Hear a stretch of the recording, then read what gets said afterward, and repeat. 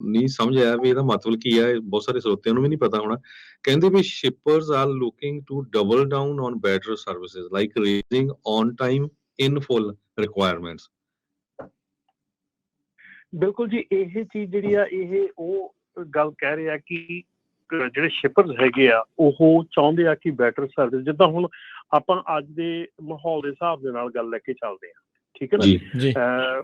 ਅੱਜ ਦੇ ਮਾਹੌਲ ਦੇ ਹਿਸਾਬ ਦੇ ਨਾਲ ਗੱਲ ਲੈ ਕੇ ਚੱਲਦੇ ਹਾਂ ਤੇ ਬਹੁਤ ਜਿਹੜੀਆਂ ਇਰਰੈਗੂਲਰਿਟੀਜ਼ ਹੋ ਰਹੀਆਂ ਹੈਗੀਆਂ ਟਰੱਕਿੰਗ ਦੇ ਵਿੱਚ, ਬਿਕਾਜ਼ ਇੱਕ ਤਾਂ ਆਪਾਂ ਬੇਸਿਕਸ ਤੋਂ ਜਿਹੜੀ ਗੱਲ ਜੇ ਸ਼ੁਰੂ ਕਰੀਏ ਨਾ, ਤੇ ਬੇਸਿਕਸ ਤੋਂ ਉਹ ਗੱਲ ਆ ਜਾਂਦੀ ਹੈ ਕਿ ਜਿਹੜਾ ਇੱਕ ਟਰੱਕ ਡਰਾਈਵਰ ਹੈਗਾ ਅੱਜ ਦੀ ਡੇਟ ਦੇ ਵਿੱਚ, ਜਿਹੜਾ ਨਵਾਂ ਟਰੱਕ ਡਰਾਈਵਰ ਆ ਰਿਹਾ ਹੈਗਾ, ਉਹ ਪੂਰੀ ਤਰੀਕੇ ਦੇ ਨਾਲ ਟ੍ਰੇਨਡ ਨਹੀਂ ਹੈਗਾ ਬਿਜ਼ਨਸ ਵਾਸਤੇ ਜਾਂ ਜੌਬ ਵਾਸਤੇ, ਫੁੱਲੀ ਟ੍ਰੇਨਡ ਨਹੀਂ ਹੈਗਾ, ਠੀਕ ਹੈ ਜੀ।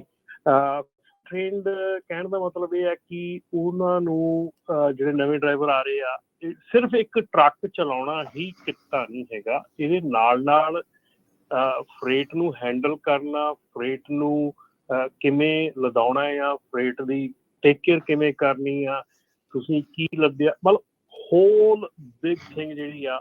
ਉਹਦੇ ਨਾਲ ਨਾਲ ਜਿਹੜੀਆਂ ਸੜਕ ਦੇ ਉੱਤੇ ਜਿਹੜੀਆਂ ਹਾਦਸੇ ਵਾਪਰਦੇ ਆ, ਜਾਂ ਸੜਕ ਦੇ ਉੱਤੇ ਵੈਦਰ ਕਿੱਦਾਂ ਦਾ ਆ, ਟ੍ਰੈਫਿਕ ਦੇ ਵਿੱਚ ਕੀ ਕਰਨਾ ਆ, ਪਾਰਕਿੰਗ ਕਿੱਥੇ ਕਰਨੀ ਆ, ਇੰਨੀਆਂ ਜ਼ਿਆਦੀਆਂ ਚੀਜ਼ਾਂ ਜਿਹੜੀਆਂ ਹੈਗੀਆਂ ਆ ਉਹ ਇਸ ਇੰਡਸਟਰੀ ਦੇ ਵਿੱਚ ਮਿਸਿੰਗ ਹੈਗੀਆਂ ਇਸ ਵੇਲੇ ਬੇਸਿਕ ਲੈਵਲ ਤੇ। ਇਸ ਜਿਹੜਾ ਸ਼ਿਪਰ ਹੈਗਾ ਅੱਜ ਦੀ ਤਰੀਕ ਦੇ ਵਿੱਚ ਫਰੇਟ ਜਿਹੜਾ ਆ ਉਹ ਬਹੁਤ ਜ਼ਿਆਦਾ ਪ੍ਰੋਬਲਮ ਦੇ ਵਿੱਚੋਂ ਗੁਜ਼ਰ ਰਿਹਾ ਹੈਗਾ। ਉਹਦਾ ਮਤਲਬ ਕਹਿੰਦਾ ਕਿ ਜਿਹੜੀ ਫਰੇਟ ਦੀ ਟੇਕ ਕੇਅਰ ਆ ਉਹ ਹੈ ਨਹੀਂ ਗੀ। ਸੋ ਜਿਹੜਾ ਸ਼ਿਪਰ ਹੈਗਾ ਉਹ ਚਾਹੁੰਦਾ ਕਿ ਓਕੇ ਠੀਕ ਆ, ਮੈਂ ਰੇਟ ਪੇ ਕਰਦਾ, ਮੈਂ ਆਹ ਵੀ ਚੀਜ਼ ਪੇ ਕਰਦਾ, ਪਰ ਮੈਨੂੰ ਸਰਵਿਸ ਤਾਂ ਦਿਓ ਨਾ।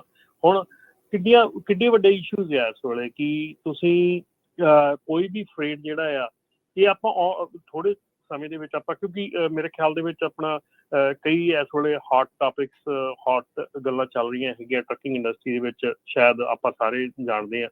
ਸੋ ਇਸ ਕਰਕੇ ਇਹਦੇ 'ਤੇ ਬਾਅਦ 'ਚ ਵੀ ਆਪਾਂ ਗੱਲ ਕਰ ਸਕਦੇ ਹਾਂ। ਪਰ ਇਸ ਵੇਲੇ ਪ੍ਰੋਬਲਮ ਆ ਸਾਨੂੰ ਵੱਡੀ ਕਿ ਜਿਹੜੀ ਸਿਸਟਮ ਨੂੰ ਡੌਜ ਕੀਤਾ ਜਾ ਰਿਹਾ, ਜਿਹਨੂੰ ਡਬਲ ELD ਕਹਿ ਲਓ, ELD ਐਡੀਟਿੰਗ ਕਹਿ ਲਓ, ਟੀਮ ਦਾ ਲੋਡ ਜਿਹੜਾ ਸ਼ਿਪਰ ਨੂੰ ਕਿਹਾ ਜਾਂਦਾ ਕਿ ਮੈਂ ਟੀਮ ਆ ਅਸੀਂ, ਤੇ ਟੀਮ ਦਾ ਲੋਡ ਜਿਹੜਾ ਆ ਉਹ ਸਿੰਗਲ ਬੰਦਾ ਚੁੱਕਦਾ ਆ। ਉਹ ਮੈਂ ਸ਼ੁਰੂ ਤੋਂ ਇਹ ਕਹਿੰਦਾ ਆ ਰਿਹਾ ਕਿ ਸਾਨੂੰ ਪਹਿਲਾਂ ਸਾਰੇ ਰਸਤੇ ਜਿਹੜੇ ਆ ਉਹ ਅਪਣਾ ਲੈਣੇ ਚਾਹੀਦੇ ਆ, ਸਾਰੇ ਤਰੀਕੇ ਕਰ ਲੈਣੇ ਚਾਹੀਦੇ ਆ। ਜਿਹੜੀ ਆਪਾਂ ਗੱਲ ਮੁੜ ਕਰਕੇ ਉੱਥੇ ਆ ਰਹੀ ਕਿ ਜਿਹੜੀ ਸਟ੍ਰਾਈਕ ਦੀ ਗੱਲ ਚੱਲ ਰਹੀ ਹੈਗੀ ਆ, ਠੀਕ ਹੈ ਨਾ। ਹਾਂਜੀ, ਸਟ੍ਰਾਈਕ ਲਾਸਟ ਆਪਸ਼ਨ ਹੁੰਦੀ ਆ, ਠੀਕ ਹੈ ਨਾ, ਲਾਸਟ ਆਪਸ਼ਨ। ਸੋ ਉਸ ਤੋਂ ਪਹਿਲਾਂ ਜਿਹੜਾ ਕੰਮ ਹੁੰਦਾ ਆ ਉਹ ਸਾਰਾ ਹੁੰਦਾ ਕਿ ਹੋਰ ਹਰ ਚੀਜ਼ ਅਸੀਂ ਅਪਣਾ ਲਈ, ਹਰ ਕੰਮ ਅਸੀਂ ਕਰ ਲਿਆ, ਠੀਕ ਹੈ ਨਾ।